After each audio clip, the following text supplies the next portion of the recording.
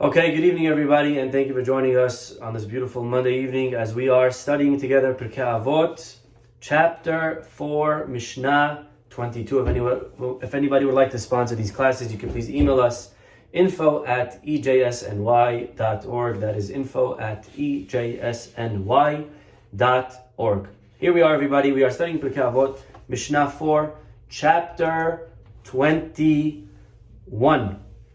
Chapter 4, Mishnah 21.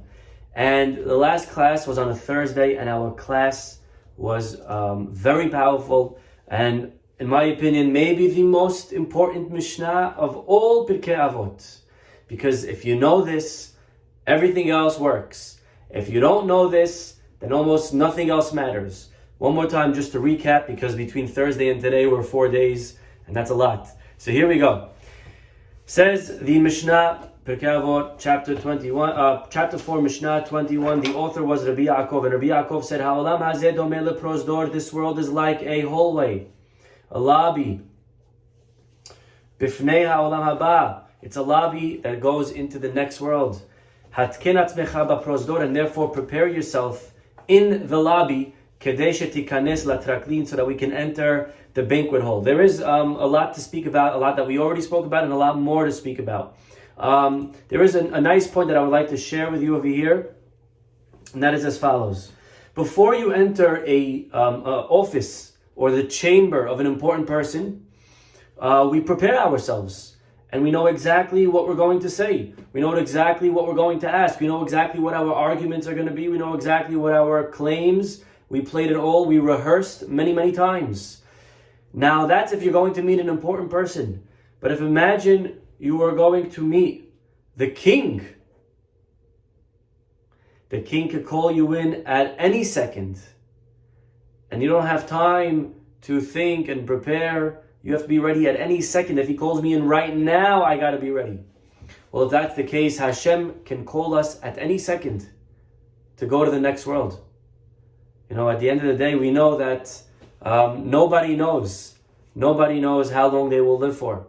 David HaMelech asked God, could you please tell me, hook it up? And Hashem said, I'm sorry, I don't do that. I can't do that. He ended up doing him slight. He slightly helped him out by telling him what day of the week he'll pass away. But he didn't tell him his age. He didn't tell him anything. He told him he's going to pass away on Shabbat. And we know this is the story in the Gemara of how that story ended up playing out. But because of that, the rabbi said one time to his students to do teshuvah one day before you die. That's all you need. You could sin your whole life and do teshuvah 1 minute before you die. Problem is, of course, the students asked, but Rabbi, we don't know. And the Rabbi said, and that's the point. We never know when is that day before our day of death. It could be today. And therefore, hatken atzmecha, we should always be prepared. You know what it's like. If you're on stage, at any second they could call on you. At any second, the camera could look at you. And therefore, we're always smiling. We're always prepared. We're always ready just in case I have all my thoughts worked out. And so too, a person, just like a person prepares their will, a person prepares their life insurance policy, a person prepares for the unexpected. A person should always prepare hatken atzmecha. There is a very important Ramchal that I have to share with you. Rav Moshe Chaim Luzzatto, an Italian scholar, who wrote many Sfarim. Of his most famous Sfarim are his books, Derech Hashem, which is the path to God, and Mesilat Yesharim, which is path of the just. And of course, this is mandatory reading for anyone that wants to take religion seriously. If you said to me, Rabbi, there's one book that I need to know as a Jew, of course, aside for our Tanakh, what is one Jew that I need to know? A must-have is Mesilat Yesharim. Rav Moshe Chaim Luzzatto, he has a discussion, and his book begins with the most basic, fundamental question, and that is, what was man placed here for? What were we here for? The number one question that we need to ever ask ourselves. It's the number one question, by the way, that I need to know as an employee.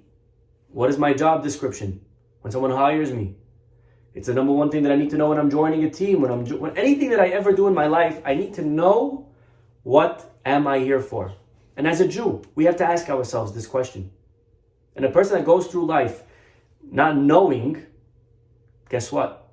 You'll never be able to have a successful life because you don't know what your mission is, right? Rabbi Jonathan Sachs, alav shalom, he said it best.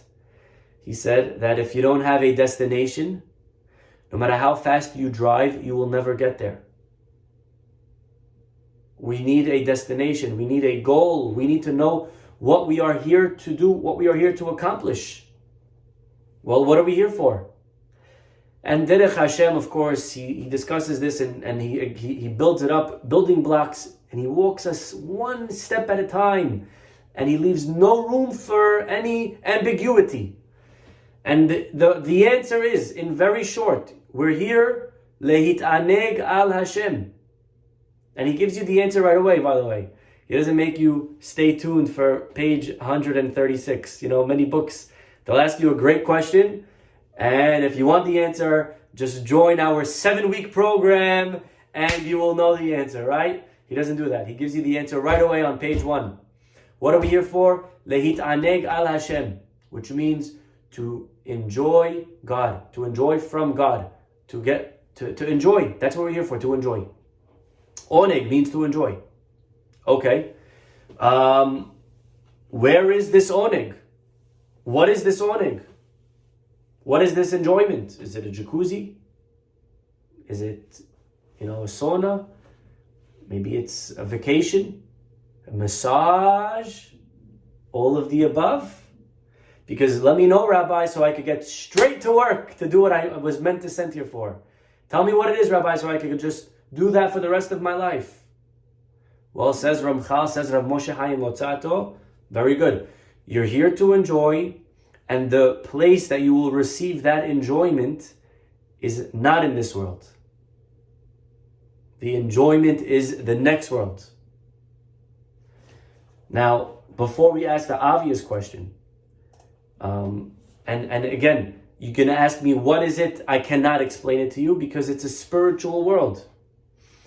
Our rabbis try giving us a mashal, what it's like. It's like a banquet. Our Mishnah right here. It's like a party. It's like an amazing piece of steak. It's like. But all of these don't do justice to what it really is. It's like trying to explain to someone blind, Bar Minan, how would you explain to someone blind the color blue? Go ahead. How would we explain to somebody blind what a tree has leaves? They don't know what leaves are. It's a trunk. They don't know what a trunk. How would we explain? Impossible, right? These things are impossible. To explain to people what Olam Haba is, it's different currency. We think physical, the next world is spiritual. Our rabbis spoke to us in physical terms. So they said, it's like a very nice meal, the Seudat Leviathan, it's a fancy feast inside this huge fish. But again, this is nonsense, of course. This is not literal.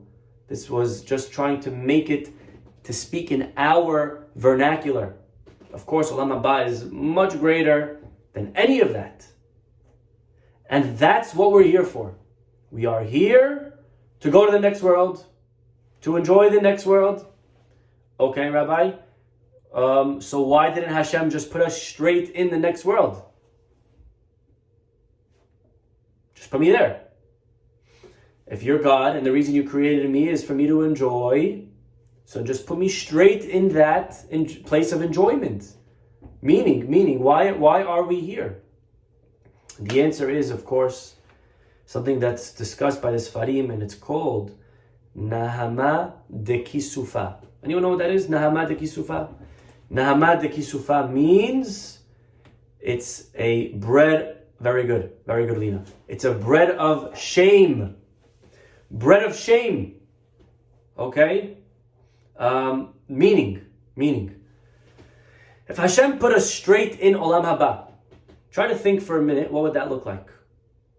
We go there and we're enjoying and we're chilling, sahtin, ahla, vacation, and we are relaxing, right?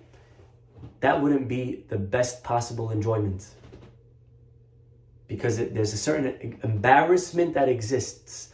when we take things for free. And we all know this to be true. If I invited you to my house in the summer to swim at my pool, as enjoyable as it is, you will not have as good a time as if you swam in your own pool. To take handouts, but it's free, come enjoy it. It's my pool is your pool. Mi casa e tu casa. Okay? Doesn't matter. Doesn't matter. I feel stahi, we say in Arabic. I feel embarrassed to take something from somebody else. If Hashem gave us gratis olam haba, we would feel a little bit uncomfortable. We wouldn't be able to sit and eat knowing that you're a guest of somebody else. And you know, again, there's so many ways to just explain this in our terms. Imagine the best tennis player in the world, Novak Djokovic. Okay? You guys know Djokovic? He's no joke. Okay. Djokovic, number one in the world.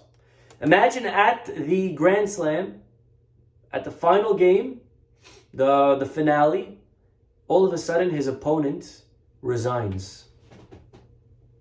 He says, you know, you're a good player, I don't want to play you, I resign.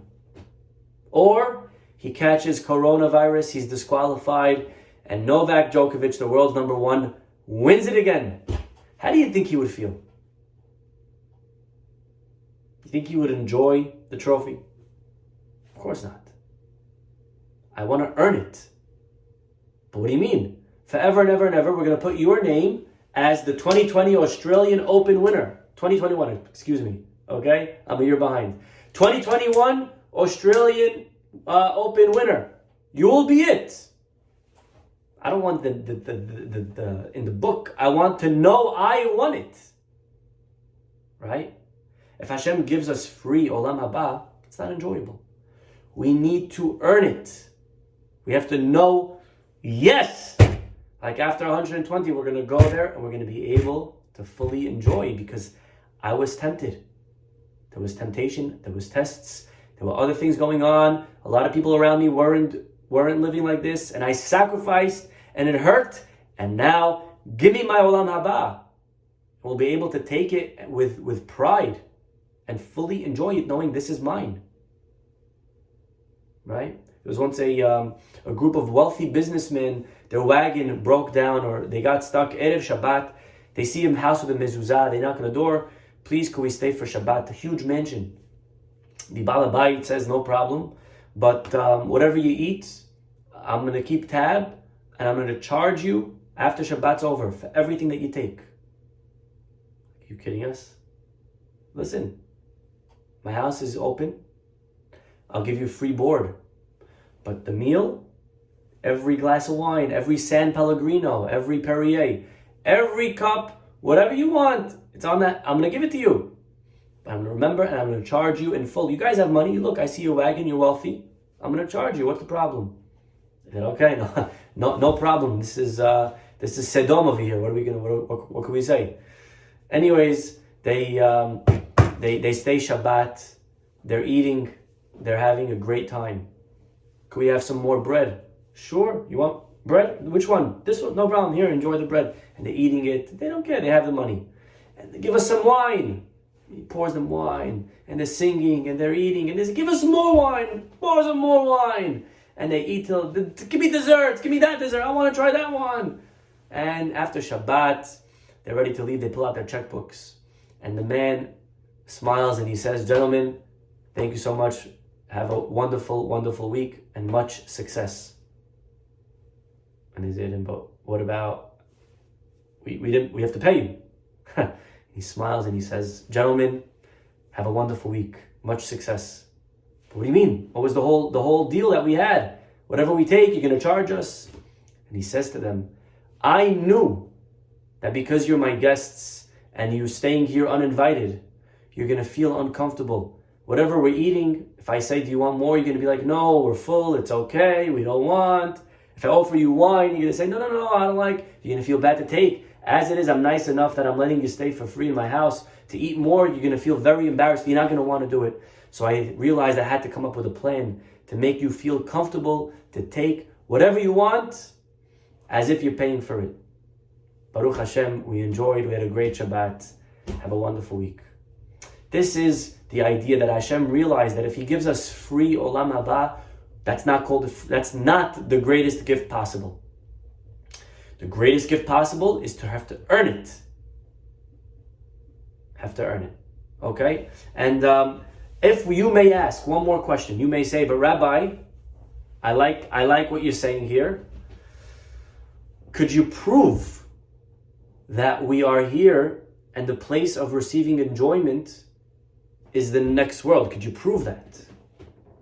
Maybe the purpose is to receive down here. Maybe it's down here that I'm supposed to enjoy. And the answer, Rabotai, is something very powerful. And Rabbi Twersky says this over here in his he says it here, he says it in his commentary of Mesilat Yesharim. And basically the concept is, it cannot be, it's impossible to fathom that the place that we're meant to enjoy is this world. It cannot be. And the biggest proof is very simple. Look around. How many people are actually enjoying? So much problems, so much stress, so much anxiety. Even tzaddikim, they suffer their whole lives. You mean to tell me that this is what God had in mind? That would be a very cruel joke. Okay? To accuse Hashem of this would be calling God somebody that's very nasty, has v'shalom. To say that this is what God had in mind.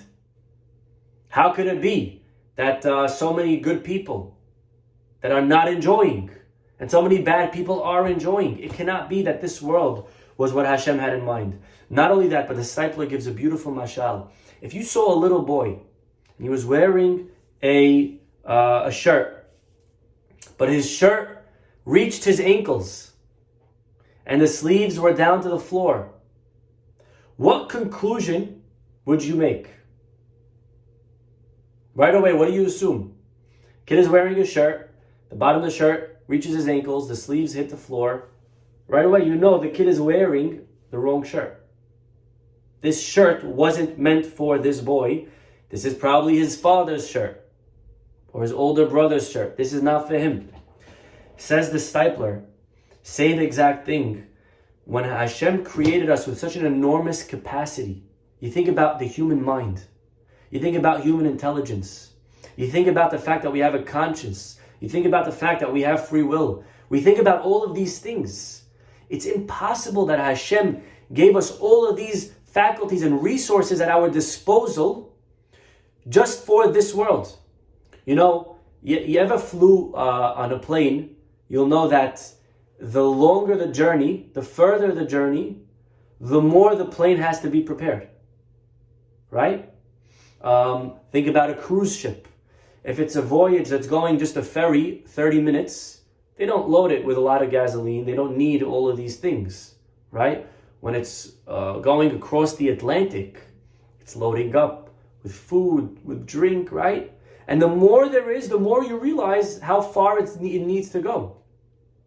Well, if the purpose of life was for this world, there's no reason Hashem should give us all of these things. There's no reason I need a brain, such an intelligent brain, that I need a conscience, that I need moral dilemmas, that I need free will. That doesn't make sense.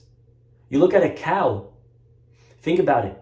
A cow is much more content than a person will ever be. Unbelievable. A cow is happier with his simple life, simple grass. He eats, he enjoys, he doesn't have problems with lawyers, he doesn't have problems with driveway, he doesn't have problems with parking, he doesn't have issues with sickness, he doesn't have all these things. You think about a cow, beautiful. He eats, he does, he goes. Life is great. Cows are very content. Cows are very... If the purpose of the world was to enjoy this world, then Hashem would have been better off creating us as cows. Right? There's no way that the purpose is this world.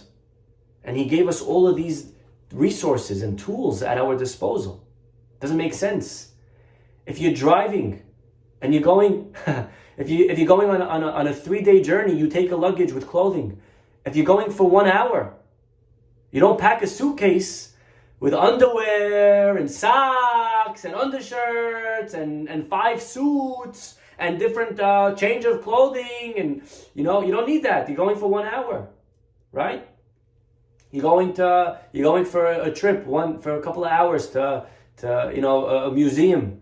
You're not going to pack all the food in the world, right? You're not going to do it unless you're, of course, a Jewish mother. Then you do, but otherwise you pack for normal 2 hours, whatever's the norm, right?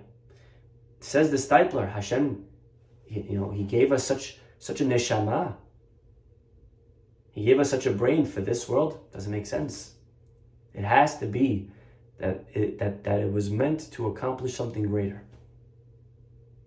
And therefore, we are here again not to enjoy in this world. We are here to enjoy in the next world. And the tzaddikim know this.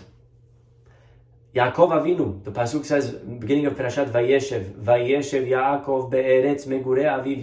Yaakov sits. Yeshav, what is Yeshav? Meaning he sat down. Okay, what could be the problem? He sits down. Is that a sin? Our rabbis find in this word criticism. Bikesh Yaakov lashevet beshalva. Yaakov Avinu wanted to sit down and relax and have tranquility. Kafatz alav rogzo shel Yosef. And God said, listen, Yaakov Avinu, you want olam haba and olam hazeh? Not happening. And He sends him all of the troubles with Yosef, another 22-year issue, right? That whole saga with Yosef and the brothers. What's the problem? I don't understand. Why is it a crime for a guy to want a little peace and quiet? The answer is, when a person understands, just like in work, right? Does anyone go to work expecting to have an easy day, to have a calm day, to have a relaxed day, to have no stress day, to have, right? No. Overall, I'm going to work, right? Yes, I could get a few minute break here, a coffee over here, a lunch break. Yes, but we all understand. We hope we could relax at work, but we all understand that that's not realistic. We're going to go to work and we're going to have to work hard. This world, we are working. We are here to work. If you don't want to work, go home. But that's not this world. This world is work. We work so that we can enjoy the next world. Just like we work when we go to work, we exert ourselves so that we can enjoy the vacation. The vacation is where you could put your phone away and just spend time with the family. But at work, that's not vacation. We all understand that. I have to exert myself. That's this world. Yaakov Avinu, you're going to relax in the next world. This world is not meant for relaxing. Adam le'amal yulad. Man was created to toil. And again, the Chafetz Chaim, when what was her name? Remember the name that we said? We found out who the person was. The famous story, but with the name always left out. The name was Mrs. Necha Golding, one of the last remaining tzadkaniyot, according to Rav Aaron Kotler. She supported Torah, right, and all the great causes. When she went to visit the Chafetz Chaim, and she saw his house had almost no furniture or broken furniture, and she said, Rabbi, let me buy you some furniture. The Chafetz Chaim said, and where's your furniture? She said, well, I have it, but it's back home. And the Chafetz Chaim said, yeah, me too. I have it back home. He lived realizing and understanding with the reality that this world is not the goal. Again, is it asur to enjoy? No. Am I allowed to eat steak, Rabbi, tonight, or should I eat hard bread? No, of course. Have a steak. Make sure that it's, medium or however you like it, with the nice spices, with the black pepper, whatever it is, kosher, beracha, everything. Enjoy, but to realize, again, points not to walk out of this class and say, oh, Rabbi wants me to live a life of abstinence, and I have to now sell all my furniture. If anyone wants to give away their furniture, you could call me. I could take it from you, no problem. Okay? I don't mind helping you out. That's not the point. We shouldn't get rid of our furniture. The point is to realize that this world is not the ikar. And I think we all know it. I think deep down we all realize it. We all appreciate it. And this is what the Mishnah is telling us. Ha'olam hazeh domeh leprosdor. You know what? May we be zocheh, my beracha for us tonight. May we be zocheh to realize that this world is preparatory for the next world. To use our tools that Hashem gave us, to maximize them the right way, so that we can wear our shirt that fits us the right size. And by doing so, we will also realize that the Torah has ulterior benefits. We'll be able to enjoy the next world. Be'ezrat Hashem will be able to enjoy this world, to have the best of both. We'll stop over here. Have a wonderful, wonderful evening.